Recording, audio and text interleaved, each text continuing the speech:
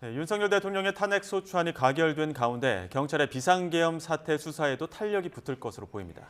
경찰은 윤 대통령에 대한 체포영장도 검토하고 있다고 밝혔었는데 내란 우두머리 혐의 적용 등 윤 대통령으로 향하는 수사는 더욱 빨라질 것으로 보입니다. 취재기자 연결합니다. 신규혜 기자. 네, 경찰청 국가수사본부입니다. 네, 경찰 수사 지금 어디까지 진행되고 있습니까?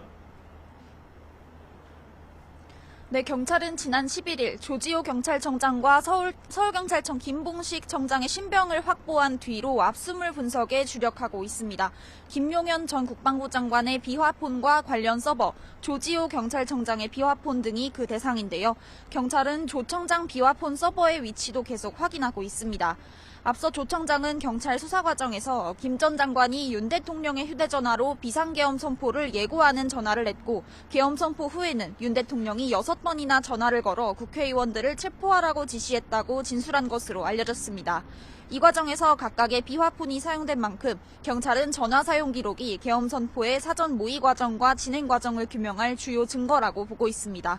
이와 관련해 경찰은 계엄 3시간 전 있었던 안가 회동과 관련한 CCTV도 분석하고 있고 계엄 당시 국회 병력 출동과 관련해 윤태현 수방사 2특임대대장을 참고인 조사하는 등 군 관계자들에 대한 수사도 이어가고 있습니다. 당시 국무회의에 참석했던 국무위원들의 출석도 이어지고 있는데요. 한덕수 대통령 권한대행에 대한 조사도 곧 이뤄질 것으로 보입니다. 네, 어제 윤석열 대통령의 탄핵 소추안이 통과됐는데 이 수사에는 어떤 영향이 있을까요?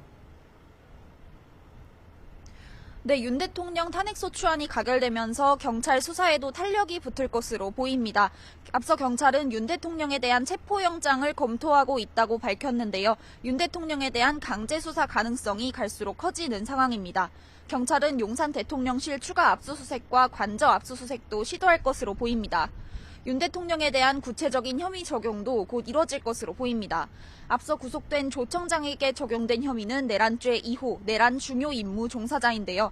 내란 모의에 참여하거나 그 과정을 지휘했다는 의미입니다.